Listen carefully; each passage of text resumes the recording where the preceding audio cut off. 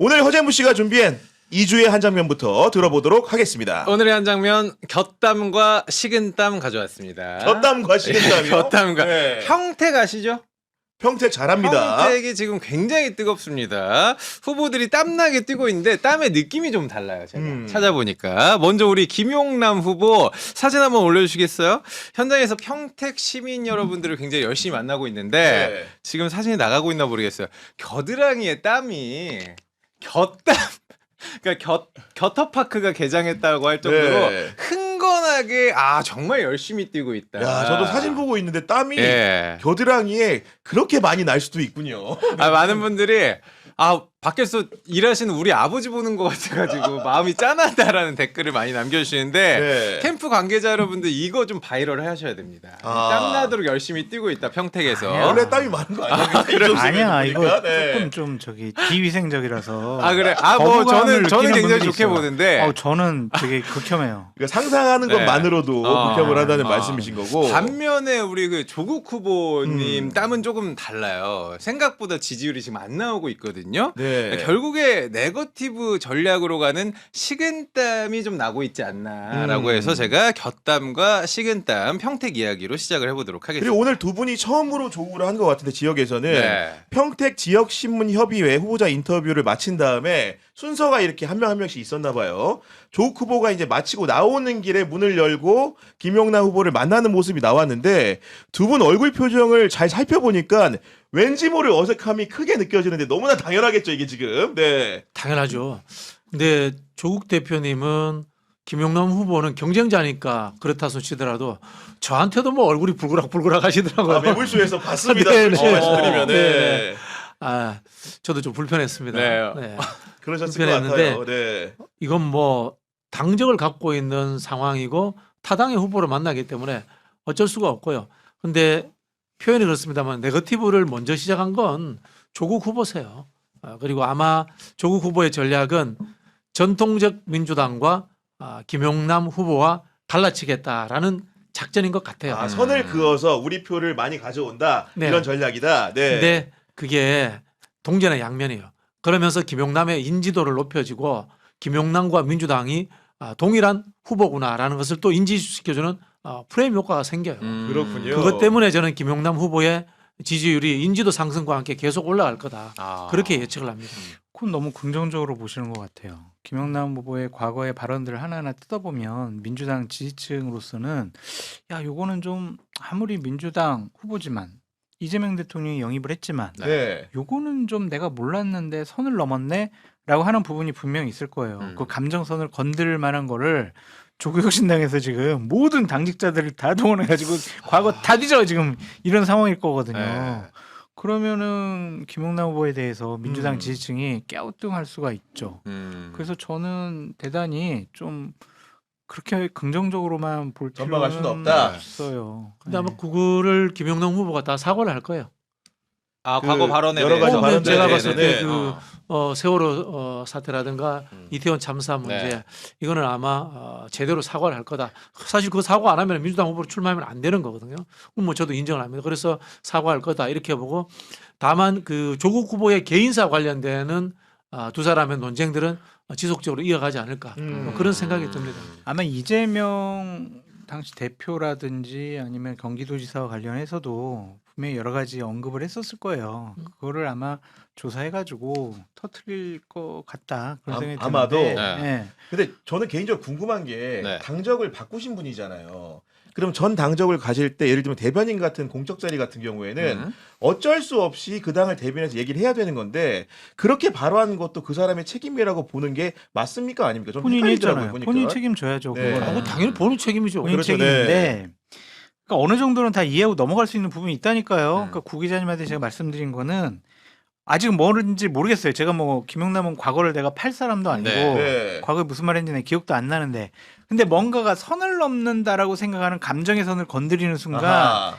이거는 다른 발언들까지 눈덩이처럼 문제가 될 수가 있지 않을까. 그런 생각이 들어요. 없을 수도 있고. 구교영 기자님 굉장히 순진한 말씀을 하시는데 네. 지금 직장생활 한 20년 가까이 하셨죠? 시절가 있습니다. 네. 회사가 자기 거라고 생각하세요? 죄송합니다. 절대 그렇지 않습니다. 그러니까 이 자본주의 사회에 네. 저 자유주의 사회에 어떤 회사와 조직도 개인을 보호주지 않습니다. 개인은 스스로 책임져야 됩니다. 그럼. 그런 부분에서 이거는 김용남 후보의 100% 책임입니다. 그렇군요. 그러니까 본인이 해결해야 네. 됩니다. 그래서 저는 김용남 후보께서 이걸 진솔하게 사과하셔야 된다라는 말씀을 드리고 그 과정이 오히려 득표력에 도움이 될 겁니다. 그러니까 전 득표력에 도움이 안 될 수도 있다라고 계속 얘기를 하는 게 뭐냐면 매일매일 사과해야 될 수도 있어요. 사과에 건이 나올 때마다 사과에 물꼬가 튀어지면은 자 오늘은 이거에서 사과했어요. 다음 날 또 이거 들이대.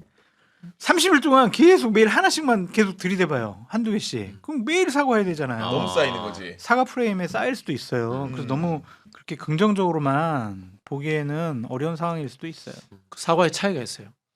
우리 편이 사과하는 것과 상대편이 사과하는 것의 차이가 있습니다. 우리 장 소장님 이야기하는 것은 우리 정치권에서 흔히 나오는 석고대제 삼보일배하는 정당은 무조건 진다라는 속설이 있습니다.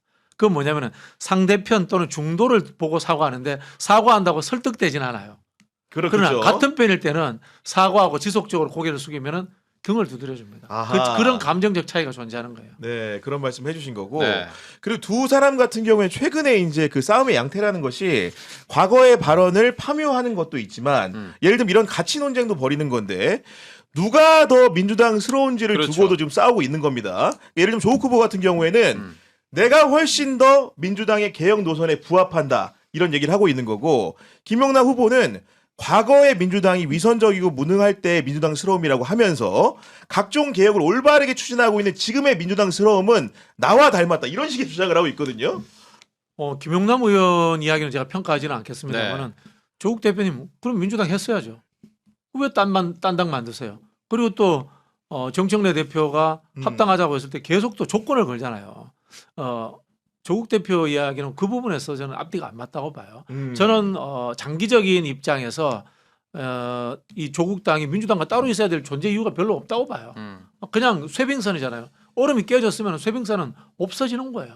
그걸 가지고 뭐 협상을 하고 사회권이 어떻고 민주당에는 사회권 주장하는 의원 없습니까? 있죠. 진성준 네. 의원뿐만 아니라 민주당에서 사회권 주장하는 사람들 엄청나게 많습니다. 그게 저는 골목주의, 영주 의식을 갖고 있다. 이렇게 오히려 비판을 하고 싶고요. 현재의 당적이 중요한 겁니다. 이야기는 잘못 이야기하면은 일본이 우리가 잠시 계약 관계에 의해 가지고 독도 우리 땅에서 이야기하는 거 비슷한 거예요. 실효적 지배. 네. 현재 당적이 어디냐가 정당의 현실에서 중요합니다. 그리고 조국 후보 같은 경우는 페이스북에 상당 게시물에 고정도 해놨는데 네. 김용남과 조국 중에 누가 이재명 대통령에 더 선공을 도울 사람인가라고 묻는 게시글을 걸어놨던데 김용남이죠. 이게 선거 득표 전략에 도움이 된다고 보십니까? 바보 멍충이 같아요. 너무 모순적이에요, 저는. 아니 평택군에 이어서 계속 좀 헛발질만 하는 것이 아닌가라는 아. 생각이 들고 민주당 개혁 노선에 더 내가 부합한다. 훨씬 네. 더라고 그랬잖아요. 네. 말씀하신 것처럼 그럼 민주당이 합당을 하든가 아니면은 민주당으로 들어가든가 뭘 했었어야죠. 정당은 가치관 노선을 갖고 국민들에게 어필을 해가지고 호소를 해서 결국엔 선거 때 선택을 받는 집단이거든요. 그런데 민주당이라는 정당이 있는데 조국혁신당이 추구하는 가치와 철학이 따로 있을 거 아니에요. 네.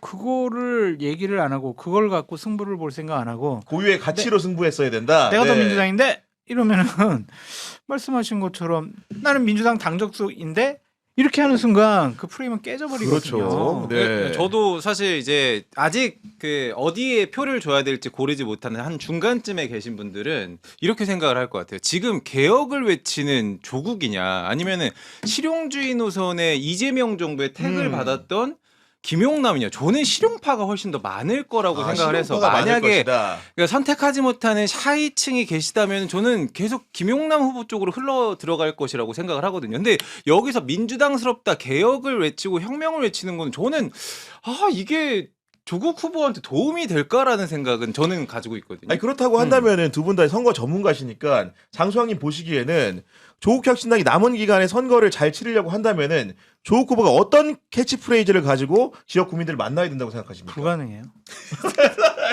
아니 불가능하다고요. 거기서 네. 출마한 것 자체가 저는 대단히 좀 부정적으로 생각을 해요. 본인이 배지를 달려고 했으면 민주당하고 협상을 했었어야 해요. 그래가지고 단일 후보 선거연대 하는 형식으로 사전에 구도를 만들어 가야 음. 되는 것이 가장 현명한 것이었고 민주당에 대해서 그렇게 공격할 필요가 없었다고 생각이 드는데 완전히 적대시했잖아요. 그렇기 때문에 선거 첫 단추를 잘못 깨었기 때문에 저는 회복할 가능성이 없다. 결국에는 할 수 있는 거라고 김용남 공격하게요. 과거 파헤쳐가지고 단일 방향으로. 김용남은 과거에 자유한국당 소속 의원이었어요. 이런 얘기 했어요. 네. 이거밖에 없어. 왜냐하면 김용남에게 갈 표를 끌어내리면 결국에는 이거는 진보 진영 표 아니야? 나에게 오겠지.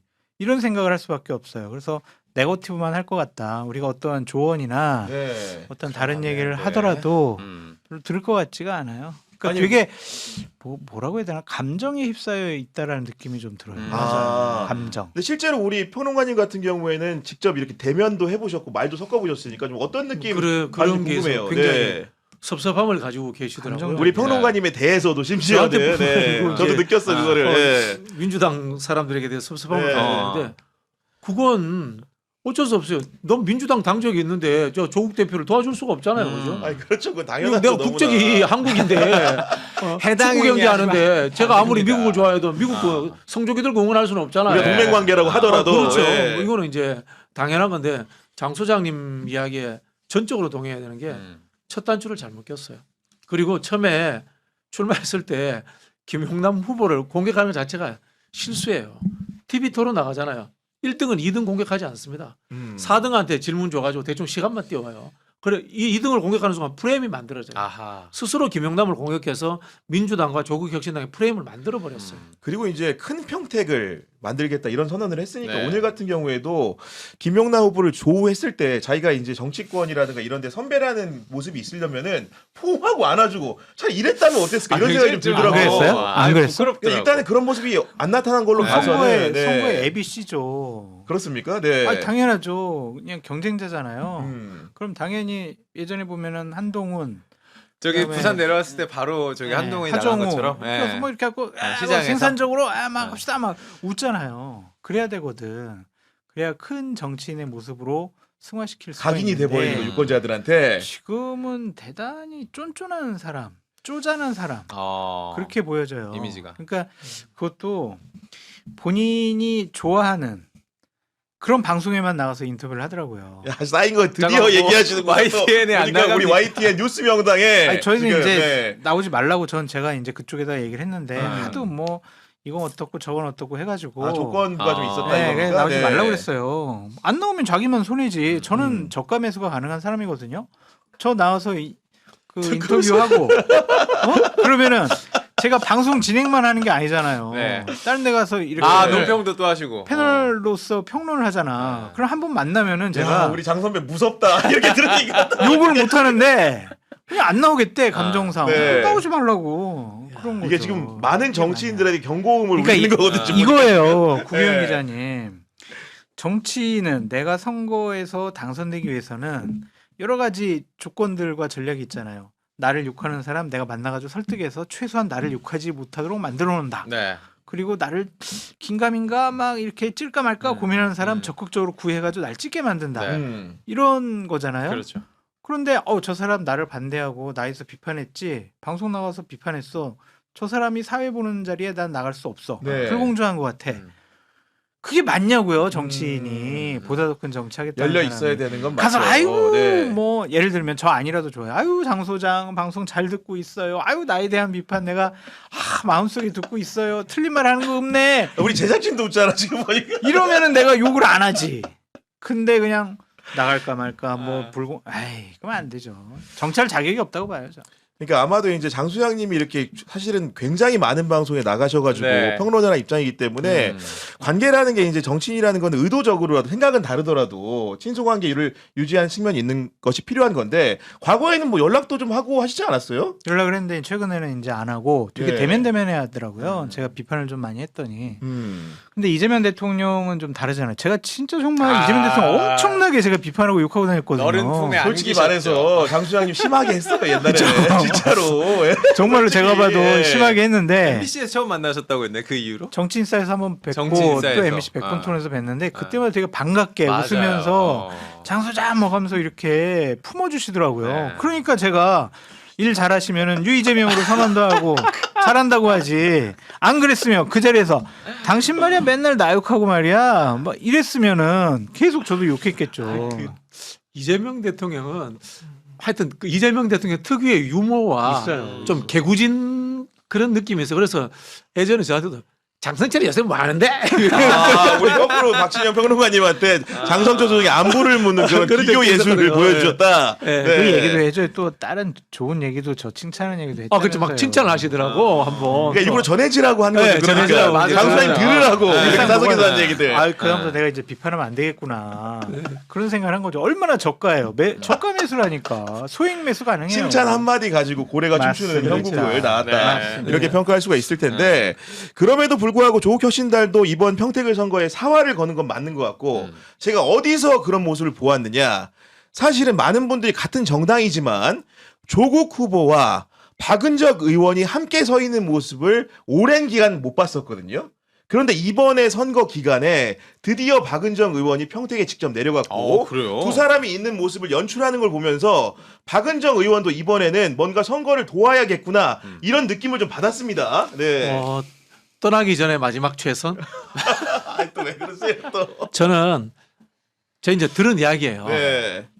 조국 혁신당에 다수의 의원들이 빨리 해산하고 민주당에 합류했으면 좋겠다. 그래요? 그래서 다음 지역구 찾았으면 좋겠다. 그냥 설인 거죠 이거 설. 그런 네. 생각을 갖고 있다라는 썰을 많이 들었습니다. 네. 그렇고요.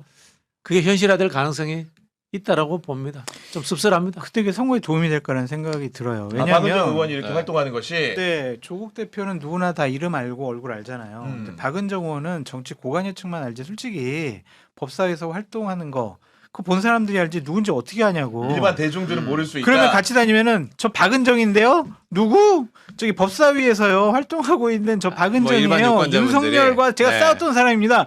설명을 해야 되잖아. 네. 도움이 안 돼요. 그렇게 그리고 또 느낄 수 있다. 조국혁신당 의원들이 다 비례대표 의원이잖아요. 네. 거기 가면은 각 읍면동 별로 담당해가지고 자 조국 대표 지지를 끌어올려라 막 이럴 거예요. 당연히 그렇겠죠. 네. 지역 선거를 안 해본 사람들이에요. 그리고 그 지역에 시군구 뭐 의원 또 뭐 지역위원장이라든지. 군수가 아니에요 음. 시장 음. 그렇지. 이런 같이 후보들이 없다고. 동반해서 네. 같이 나가야 되는데 지역 풀뿌리 조직이 없어요. 그렇죠. 그럼 혼자 뻘쭘하게 다녀야 된다고. 어. 그러면은 박은정 의원이 막 다니면서 안녕하세요 저 조국신당 박은정인데요. 누구 이렇게 된다니까 도움이 안 돼. 아마도 선거 네. 진짜 제가 2009년도에 민주당이 야당 대차 첫 번째 홍영표 보궐선거를 네. 했는데 그 당시에 제가 같은 팀이 누구냐면 광주시장에 있던 강기정이었어요. 강기정 저희가 어르신들 있는 경로당에 열흘씩 먹고 자고 했어요. 어르신들하고 같이 밥에 먹고 있잖아요. 숙식을 아예 경기장에서 해버렸다. 어르신들하고 그럼. 같이 밥에 먹고 전 구워가지고 막걸리 먹고 있잖아요. 그렇게 하는 게 선거예요. 동네 그렇군요. 선거예요. 근데 저는 이렇게 목숨 걸고 다른 의원들도 도울 수밖에 없는 이유가 조국 대표가 이번에 떨어지게 되면 낙선을 하게 되면 조국 혁신당이라는 회사 자체가 존폐 아니, 위기에 괜찮아요. 걸리지 않습니까? 더 큰 회사에 M&A 되는데. 근데 그게 이제 1대1의 합병 느낌인가 당대당 합병 느낌인가 아니면은 그게 흡수통합인가? 경제하고 정치의 차이인 거야. 경제에서는 1대1 합병이 어떻고 중요하지만은 이거는 개인이란 말이에요. 국회의원들 맨날 자랑하잖아. 개별 헌법기관 하나 써먹어 그러잖아요. 어디 가든지 똑같아요. 거기가 여기 있으나 거기 있으나 지위는 보장된다. 지위는 보장되고 네. 그다음에 오히려 큰 당에 와서 음. 지역구 빨리 찾아가가지고 침발라가지고 경선 준비해야지 이렇게 생각하지. 그렇게 경제 논리로서 효용성의 그래요. 문제로 접근하지 않아요. 네. 저희 2028년도 총선을 앞두고 있기 때문에 하루라도 빨리 들어가가지고 새로 대표가 뽑히잖아요. 그 사람 편에 서가지고 다음번에 공천받는 게 아마 조국혁신당 의원들 머릿속에 있지 않을까라고 제가 추측을 해봅니다. 이게 제가 비판하는 이유가 이거예요. 네. 저 박은정 의원은 출마 전에 국회의원 되기 전에 대놓고 그 이야기했어요. 쇠빙선이니까 쇠빙선 역할 끝나면 정치 그만하세요. 저 방송에서 그런 이야기 그렇게 한 적이 직언하셨어요. 예. 대놓고 제가 그런 이야기 한 적이 있습니다. 그리고 음. 사실 비례대표라는 것이 표의 등가성을 맞추고 이익단체, 직능대표성을 위해서 만드는 건데 어느 순간부터 정치 지망생들이 쉽게 배지 달고 그다음에 지역구로 넘어가기 위한 징검다리처럼 생각하는 경향이 있어요. 네. 이런 식이면 비례대표 없어야 돼요, 대한민국에. 지금 토마토님이 김용남 후보를 응원하시면 슈퍼챗 보내주셔서 너무나 감사드리고 토마토님, 네, 이선희님 이선희님도 같은 경우에도 네. 자꾸 김용남 후보에게 사과하라고 하지 마세요 하시면서 슈퍼챗 보내주셔서 너무나 감사드리다는 말씀을 네. 재차 3차 드립니다. 그런데 사과는 어느 정도는 해야 돼요. 그러니까 우리 왜냐면은 장수장님 생각하는 적절한 사과의 타이밍과 내용 좀 어때야 되겠습니까? 본인부터 챗 GPT에 물어봐가지고 내가 과거에 민주당과 이재명 대통령 그리고 민주당 쪽 인사를 비판했던 거 그 내용 좀 다 뽑아줘 해가지고 쭉 살펴봐야 돼. 그래가지고 선을 넘는 게 나왔다 안 나왔다 그런 것들을 먼저 구별해가지고 네. 더 이상 나올 거 없다 그러면은 그냥 한번 적절한 이런 수준에서 네. 공개적인 방송에 방송이든 출연해서 네. 하면 돼요.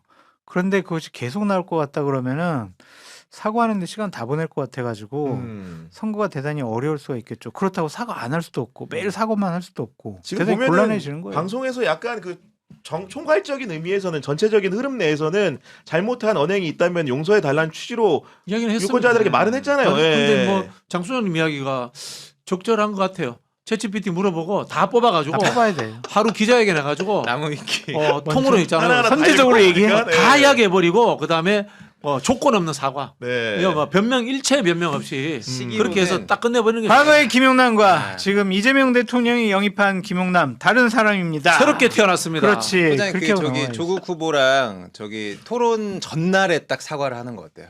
그래서 토론 토론 전날? 때 이거 아예 문제 못 꺼내게 양자 만들어버리는. 토론을 하기 전날에 양자든 사과해라. 삼자든 근데 그 시점은 어쨌든 봐야 될 거는 같은데 만약 저것 때문에 지지율이 계속 정체 33자를 앞에 못 그리고 네. 계속 2자에 머물러 있는다면 저거라고 봐야 되거든요. 과거의 행적에 대한. 빨리 사과해야 된다는 거. 그러니까 빨리 그러면. 정리하는 게 맞지 않냐 그런 생각이 네. 드네요. 조건 없는 완벽한 사과. 조건 없는 거기에 대해서 완벽한 사과. 다시 질문이 들고 공격이 들어오면 제가 통렬히 반성하고 사과했습니다. 다 대파지 않겠습니다. 이걸로 끝내면 토를 달지 말아야 돼. 그렇지. 토를 그때 달지 말아야 사실은요. 된다. 그때 내가 왜 그런 얘기 했냐면요. 안 돼 이거는. 그렇지. 어.